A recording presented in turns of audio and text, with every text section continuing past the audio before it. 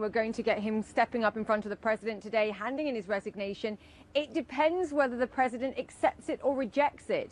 If he rejects it, then we could go to some kind of confidence vote in Parliament. The trouble, of course, is that all the other party leaders rallied around in order to try and oust him. So tough to see him getting support there.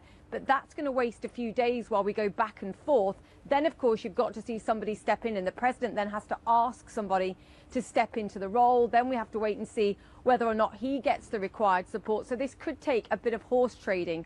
What we've been saying for the last few days, of course, is that Prime Minister Renzi will likely be in a caretaker role in the interim. So when you're asking questions about the other things that are going on here in Italy, of course, the Achilles heel of the country is the banking sector, and the bank Monte dei Paschi di Siena trying to raise capital over the next couple of weeks. I think they'll try and ensure some element of stability, or at least say, guys, I'm still at the helm and I'm still overseeing these things, and they will continue to carry on. But of course, it doesn't mean investors aren't going to question, even as they were questioning before this referendum, never mind with this no vote.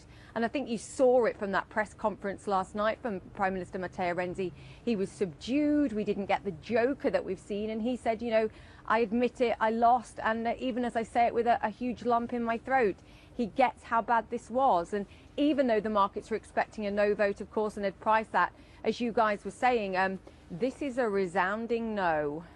Julia, you will of course read just about everything. I know how you prepare for these things, and you'd have also seen the Economist argument as well, that actually it's good not to create a potential strong man in Italy down the road in the future by having less democracy and more checks and balances. That aside, this has got to be an unmitigated disaster for Italy in terms of getting reform done, in terms of the banking sector, in terms of the huge debt market, which, let's face it, I don't know, was it 1.3 trillion euros still? It's absolutely not. I can't think of one scenario from a corporate, from an economic point of view, where this is good news. It just seems unambiguously bad news.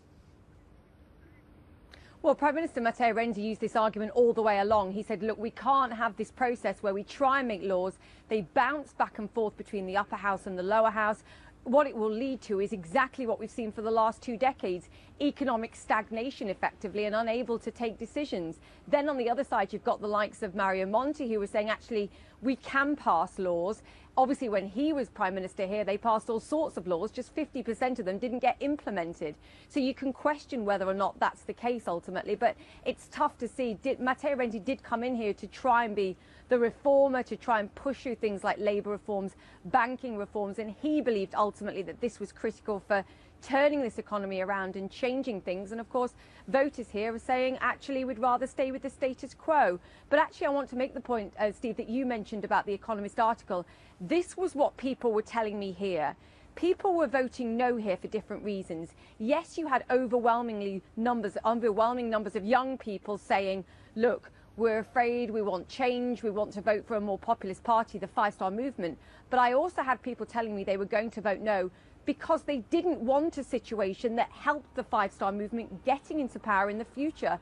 So as Matteo Renzi was saying that he wanted to create stable governments here, there were people saying they were afraid that that stable government would be the Five Star.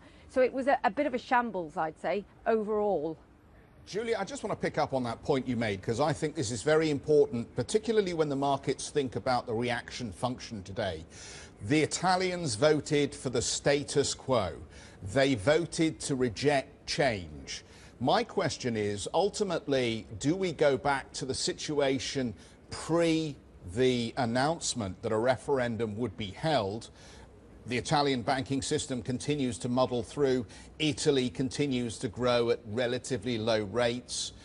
The process of reforming the economy is sclerotic. But hey, that's Italy. That's the Italy we understand. Or has something changed fundamentally now, because a rejection of Renzi and the referendum now changes the nature of the relationship Italy has with Germany and Brussels? Well, if you remember heading into this election, Jeff, and it is a good question, Prime Minister Renzi was trying to push back a bit more on Europe.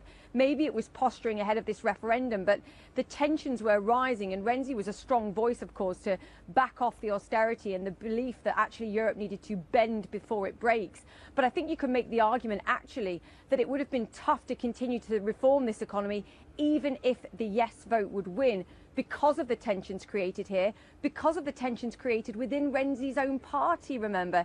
He didn't have the full support of his party, and I think going forward that's going to be a complication that would have been there even if the yes vote wins. So a struggle for Matteo Renzi here, his party, the Democratic Party, and a struggle for the country. And I think we do go back to this muddle-through economy. The other point here is that we've got the Constitutional Court going to make a judgment on the electoral law, and I think the likelihood is now all the parties, aside from the Five Star Movement, have got an incentive to allow coalitions to make governments going forward. So we go back to same old, 64th government in 70 years plus. And I think that's where we head. The Achilles heel, of course, is the banking sector. And what we've seen all throughout the financial crisis, until you get to crisis point, you don't actually get to the heart of some of the issues like the banking sector. And I think for Italy, it's probably the same.